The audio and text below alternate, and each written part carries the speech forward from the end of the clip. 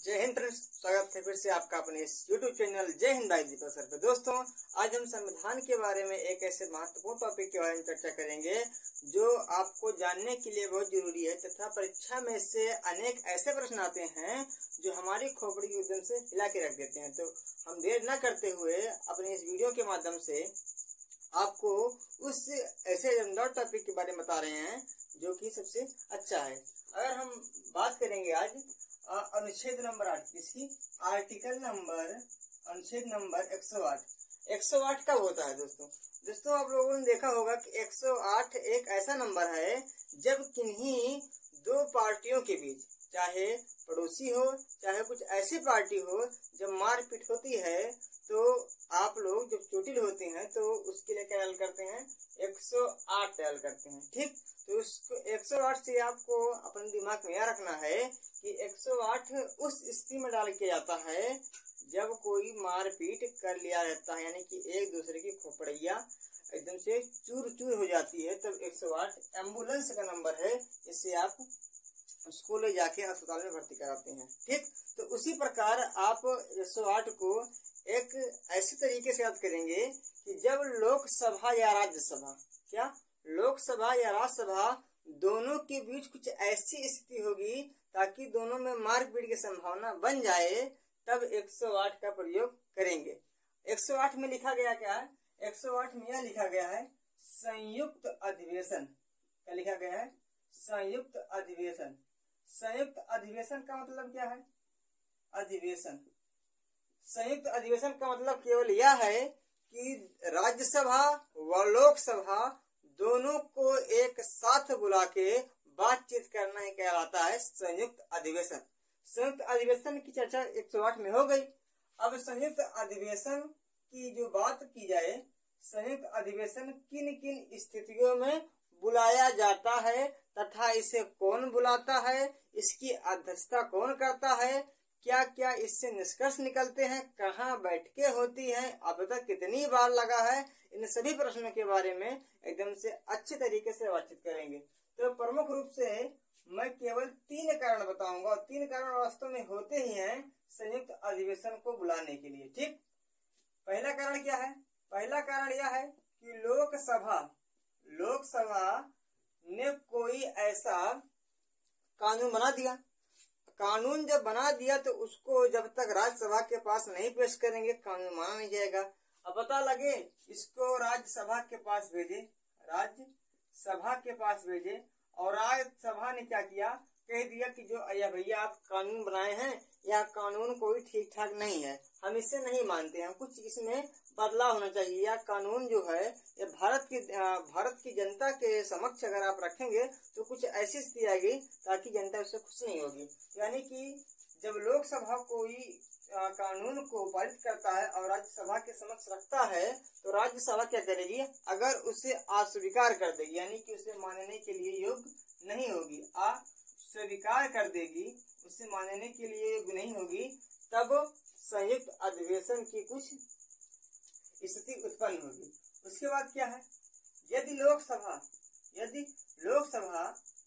ने कोई कानून बना दिया, लोकसभा ने कोई कानून बना दिया और बनाने के बाद पता लगा कि उसमें कुछ कमियां हैं, तो जब कानून बना देगी तो राज्यसभा को देगी, क्योंकि यह संविधान में लिखा है कि जब तक दोनों, चाहे राज्यसभा चाहे लोकसभा, दोनों सदन किसी कानून को पारित नहीं करेंगे वह कानून माना नहीं जाएगा। ठीक, तो राज्यसभा क्या किया और लोकसभा क्या किया, वह राज्यसभा को ले जाके सौंप दिया। अब राज्यसभा ने क्या किया, राज्यसभा ने कहा कि भैया आप लोग जो कानून बनाए हैं इसमें ऐसा नहीं ऐसा होना चाहिए। मान लीजिए राज्यसभा ने बनाया है कोई कानून कि कोई स्कूल होगा, उसकी टाइम टेबल होगी 8 से 4, यानी कि अगर 8 से 4 देखा जाए तो कितने घंटे देखा जाए, तकरीबन 8 घंटे होंगे। ठीक, लेकिन जब राज्यसभा के पास ले गए तो राज्यसभा ने कहा कि 8 घंटे ठीक है, लेकिन 8 से 4 टाइम नहीं ठीक है। तो उन्होंने क्या कर दिया, उन्होंने कहा कि हम ऐसा कानून बनाएंगे कि 9 से 5 चलेगा, यानी कि उसकी जो घंटे में कोई चेंजिंग नहीं की गई, केवल समय को बदला गया। तो इसका मतलब क्या है कि राज्यसभा ने कुछ उसे सुझाव दिया सुझाव मतलब उसका ऐसे सलाह दी कि आप टाइम को जो मैनेजमेंट घंटे का है उसको वैसा रखने दीजिए, खाली उसकी जो गिनती है उसको आगे पीछे कर दीजिए बस। तो यानी कि लोकसभा किसी भी कानून के ऊपर जब चर्चा करेंगे तो उसे राज्यसभा में ले जाएंगे, तो राज्यसभा जब उसको कुछ सुझाव देना होगा तो सुझाव की स्थिति में क्या होगी, संयुक्त अधिवेशन की संभावना उत्पन्न होगी। उसके बाद क्या होगा, उसके बाद यह होगा कि मान लो कोई लोकसभा ने कोई क्या किया, कोई कानून बना दिया, कानून बनाने के बाद उसे राज्यसभा में रखा गया।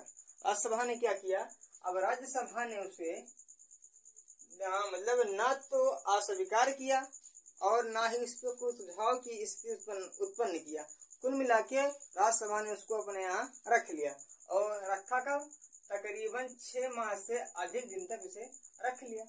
अब रखने के बाद 6 महीने से अधिक रखने के बाद पता चले कानून अभी तक वापस नहीं आया है, ना तो अस्वीकार की स्थिति आई है ना तो सुझाव की स्थिति आई है, यानी कि राज्यसभा ने उसे लौटाया ही नहीं। तो इस कंडीशन में भी लोकसभा में या एक प्रकार से संसद में संयुक्त अधिवेशन की संभावना उत्पन्न होती है। ठीक, तो बुलाता कौन है, संयुक्त अधिवेशन बुलाता कौन है, संयुक्त अधिवेशन की आहूति कौन करता है। आहूति शब्द एक आता है संविधान में, आहूत का शब्द होता है बुलाना।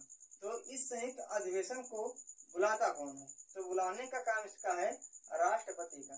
यह परीक्षा में खूब पूछता है कि संयुक्त अधिवेशन को कौन आहूत करता है, यानी कि संयुक्त अधिवेशन को कौन बुलाता है। तो इससे यह स्पष्ट होगा कि बुलाते हैं आपके राष्ट्रपति।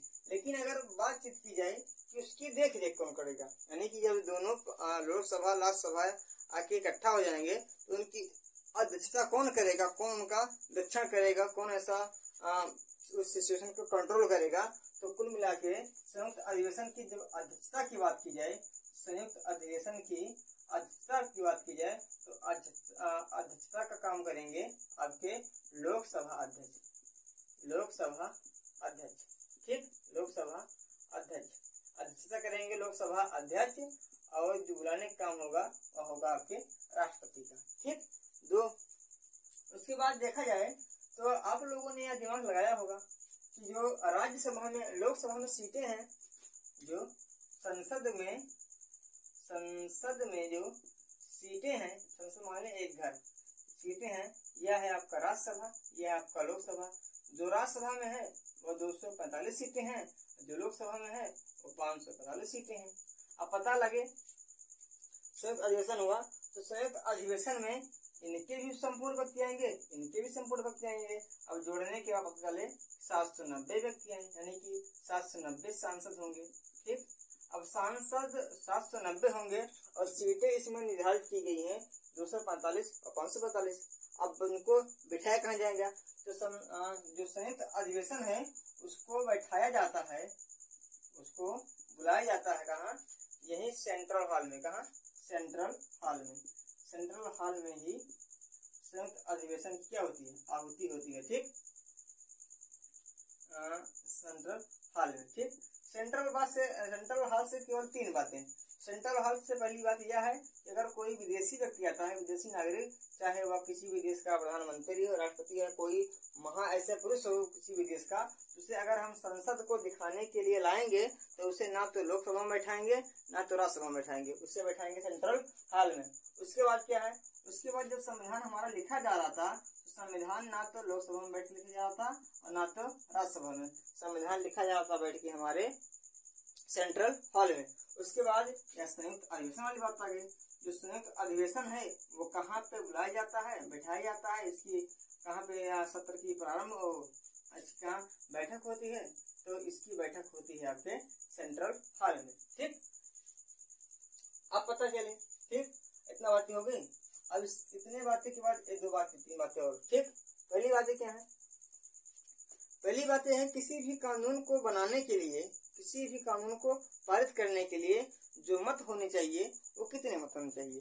तो अगर बात की जाए तो कुल जो संयुक्त मत है, जितने व्यक्ति भाई होंगे उतना तो मत होना चाहिए। ठीक, तो अगर संयुक्त मत की बात की जाए, संयुक्त मत की बात की जाए तो 790 होते हैं, लेकिन किसी भी कानून को पारित करने के लिए जो मत चाहिए वो संयुक्त मत चाहिए 395। पारित करने के लिए जो संयुक्त मत हैं उन संयुक्त मतों की संख्या होनी चाहिए 395। अगर 395 किसी भी कानून के ऊपर जो पारित किया गया है, चाहे लोकसभा में चाहे राज्यसभा में, अगर उसके 395 व्यक्ति उस पर हस्ताक्षर कर देते हैं तो वह कानून बन जाएगा। ठीक, तो लेकिन अगर एक बात की जाए तो सीधा सीधा नाइंसाफी हो रही है, क्योंकि किसी भी कानून को अगर लोकसभा चाहे तो पारित करा ही लेगा। अब क्यों पारित करा लेगा? क्योंकि उसके पास संख्या कितनी है? संख्या है 545। और किसी भी कानून को पारित करने के लिए जो मत चाहिए वो चाहिए 395। तो स्पष्ट बात है, राज्यसभा और लोकसभा से पारित करा ही लेगा। ठीक, उसके बाद लेकिन ऐसी स्थिति उत्पन्न होती है कि दोनों का अधिवेशन, दोनों की जो एक प्रकार कॉम्बिनेशन है वो होना बहुत ही जरूरी है कि किस नजरिए से लोकसभा, किस नजरिए से राज्यसभा किसी भी कानून को देखती है। ठीक, अब इतनी बात हो गई। इतनी बात क्या हो गई? कारण हो गया 3, कौन बुलाता है, अध्यक्षता कौन करता है, और किसी भी कानून को बनाने के लिए कितने मत चाहिए। ठीक, इसके बाद एक प्रश्न ऐसा आता है कि ऐसी कौन कौन सी चीजें होती हैं जिसके ऊपर संयुक्त अधिवेशन नहीं बुलाया जा सकता है? तो केवल 3 ही बातें होती हैं जिनके ऊपर संयुक्त अधिवेशन नहीं बुलाया जा सकता है। वह 3 बातें हैं। पहली बात यह है, केवल उसको मिटा दें एक बार।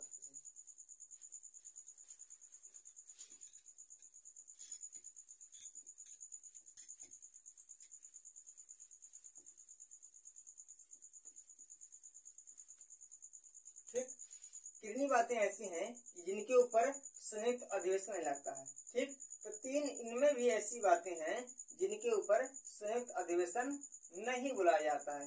पहली बातें क्या है? पहली बात यह है कि अगर कोई भी धन विधेयक होगा, क्या होगा? कोई भी धन विधेयक के ऊपर कानून होगा तो धन विधेयक के ऊपर कोई संयुक्त अधिवेशन नहीं होगा।